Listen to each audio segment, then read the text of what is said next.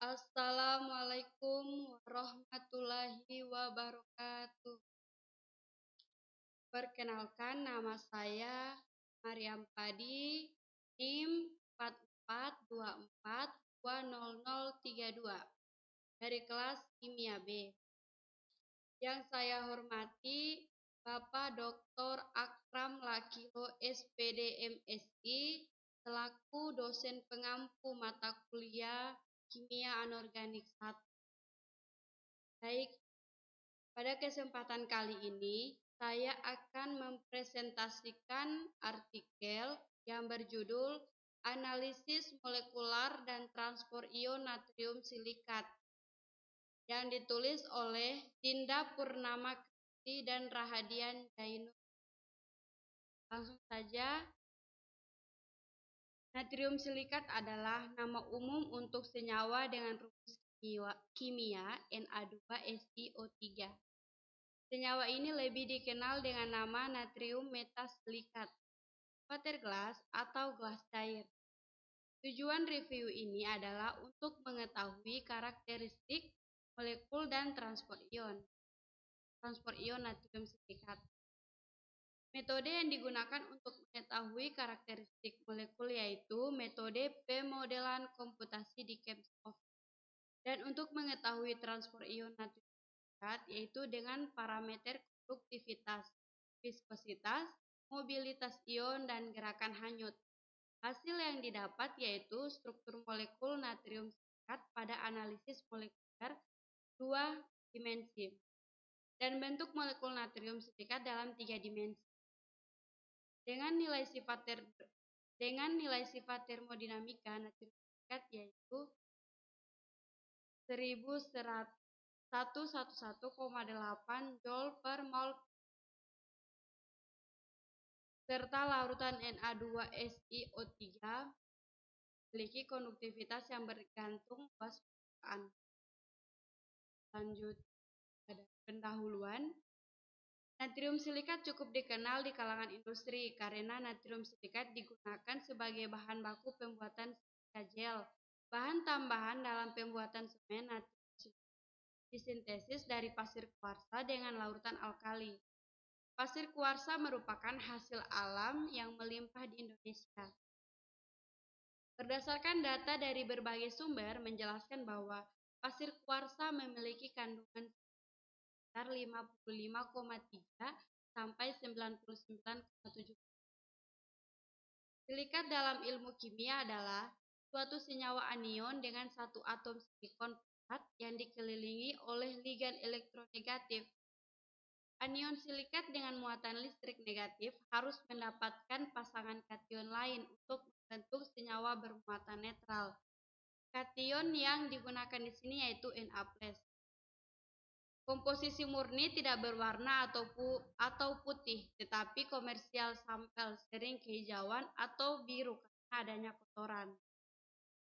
Senyawa ini digunakan sebagai perekat formulasi semen, perlindungan api pasif, pengolahan tekstil dan kayu, pembuatan keramik tahan api, dan produksi gel.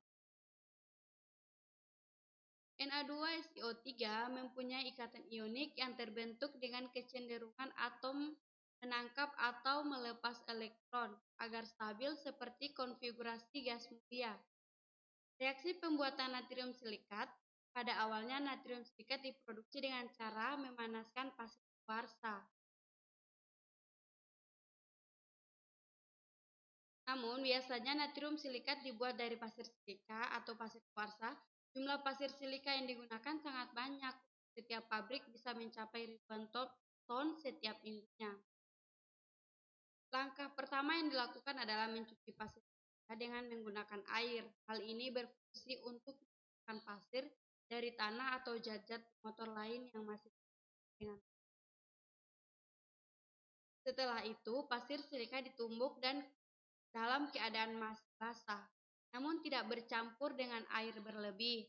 Hal ini berfungsi untuk memudahkan dalam proses penumpukan pasir. Setelah silika halus, langkah selanjutnya adalah mengeringkan pasir silika tersebut pada suhu 100 derajat Celcius selama 2 jam. Ini bertujuan untuk membebaskan air dari pasir silika dan yang mana air akan menguap pada suhu lebih dari. Setelah itu pasir silika diayak. Langkah ini merupakan pengolahan pasir silika sebelum direaksikan dengan alkali. Ukuran pasir silika yang dipakai adalah 35/40 dan 50/60. Setelah penumbukan pasir yang bertujuan agar pasir silika cepat larut ketika direaksikan dengan senyawa alkali, selanjutnya pasir silika direaksikan dengan NaOH atau larutan alkali pada suhu 95 sampai 105 derajat sampai silika larut. Setelah itu dilakukan filtrasi dalam keadaan masih panas. Residu yang dihasilkan dibuang. Filtrat yang dihasilkan dikristalisasi sampai terbentuk bongkahan atau butiran dengan silika yang murni yaitu berwarna putih. Kedua ada metodologi yang pertama itu sintesis bahan yang mengandung silika, kemudian reaksikan dengan larutan alkali pada suhu sekitar 90 sampai 100 derajat, yaitu seperti yang terlihat. Kedua, sifat dari NaSO3 itu padatan putih dan titik lelehnya 1080 derajat Celcius, densitas 1,1 per cm, mudah larut dalam air, kekuatan tarik anion membentuk larutan alkalin dalam air. Kemudian pemodelan aplikasi ChemOffice, analisis molekuler 2 dimensi pada kimia ultra, analisis molekuler 3 dimensi pada kimia 3 dimensi objektif, dan besaran KF3, gerak molekul, viskositas, daya hanyut, hantaran, bilangan transport, dan hubungan Einstein. Terakhir, review ini menggunakan pemodelan kuantitasi dengan menggunakan aplikasi. Review dilakukan beberapa tahapan, yakni yang pertama, analisis molekul Na2SiO3 secara 2 dimensi menggunakan chemstraw ultra. Yang kedua, analisis molekul secara 3 dimensi, chemstraw ultra, dan diproyeksikan pada chem 3 dimensi. Modelan ini dengan mengasumsikan pada suatu molekul Na2SiO3 dengan beberapa kemungkinan pergerakan dan vibrasional yang terjadi. Nah, selanjutnya pada analisis 3 dimensi dilakukan dengan mentransformasikan molekul 2 dimensi ke chems 3 dimensi pada bagian chems bio. Untuk analisis besaran kimia fisika 3 menggunakan metode pengolahan data yang ada. Setelah semua dianalisis molekuler dan digunakan software EndNote untuk mensintasi referensi. Ketiga ada analisis PAP. Pada saat ini natrium silikat digunakan untuk merekatkan semen untuk melindungi keramik dari api, untuk meledorkan tekstil dan kayu. Natrium silikat ini diproduksi dari pasir silika atau pasir kuarsa. Telah menjadi rahasia publik bahwa pasir silika yang murni harganya mahal, sedangkan pasir silika yang dibutuhkan untuk membuat natrium silikat seperti itu membutuhkan jumlah yang sangat banyak.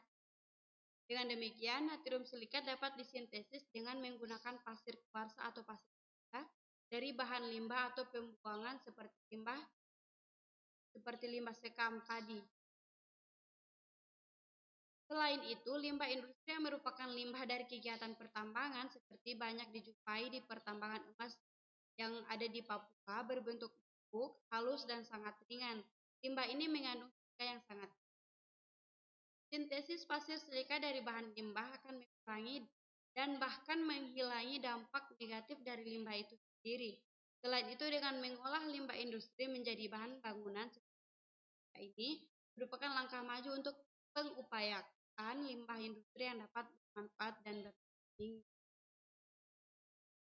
Untuk tampilan result kimia molar, penampilan bau dan kipas titik ukur ke dalam. molekulnya untuk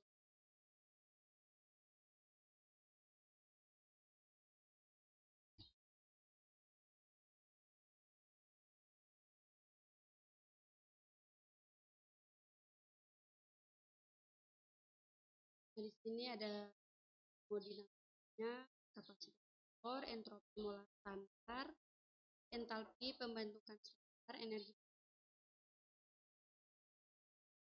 gerak molekul.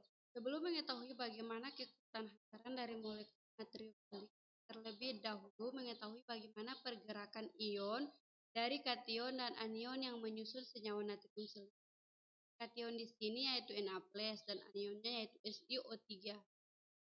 Setiap ion mempunyai laju yang berbeda-beda. Penyebab ion bergerak inilah memiliki konduktivitas molar yang berbeda, serta sebab konduktivitas molar elektrolit kuat berkurang dengan konsentrasi.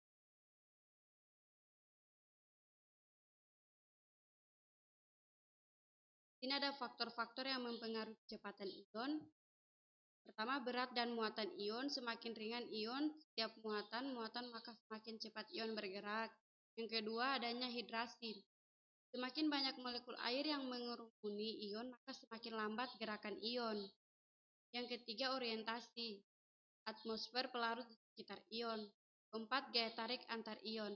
Semakin besar gaya tarik, maka semakin lambat gerakan ion. Yang kelima, temperatur. Semakin tinggi temperatur, maka semakin cepat gerakan ion. Viskositas semakin besar. Viskositas maka semakin lambat gerakan ion. Viskositas merupakan suatu pengukuran dari ketahanan atau kekentalan fluida yang diubah baik dengan tekanan maupun tegangan.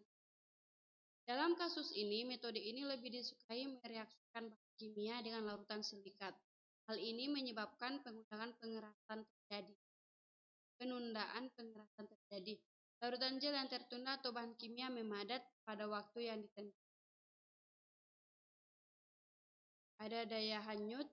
Jika dua buah elektroda yang terpisah dengan jarak 1 berada pada silikat potensial, maka ion dalam larutan di antara kedua elektroda tersebut akan mengalami seperti yang terlihat pada tampilan.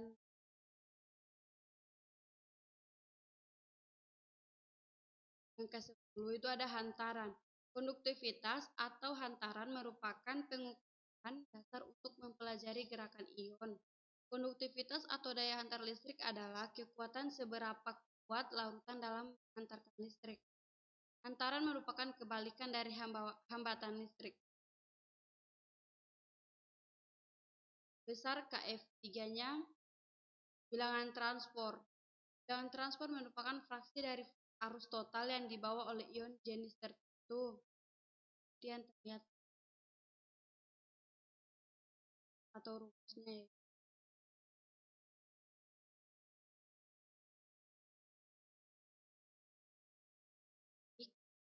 Yang terakhir itu ada kesimpulan. Natrium silikat merupakan senyawa dengan rumus senyawa Na2SO3. Natrium silikat mempunyai banyak kegunaan dengan dari atau dari limbah industri yang mempunyai nilai tinggi. Atom-atom penyusun natrium silikat yaitu Na, Si, dan 2O. Untuk mengetahui bentuk molekul menggunakan pemodulasi dengan software Office, natrium silikat memiliki konduktivitas, gerakan ion yang lumayan tinggi, dan viskositas yang beragam tergantung pada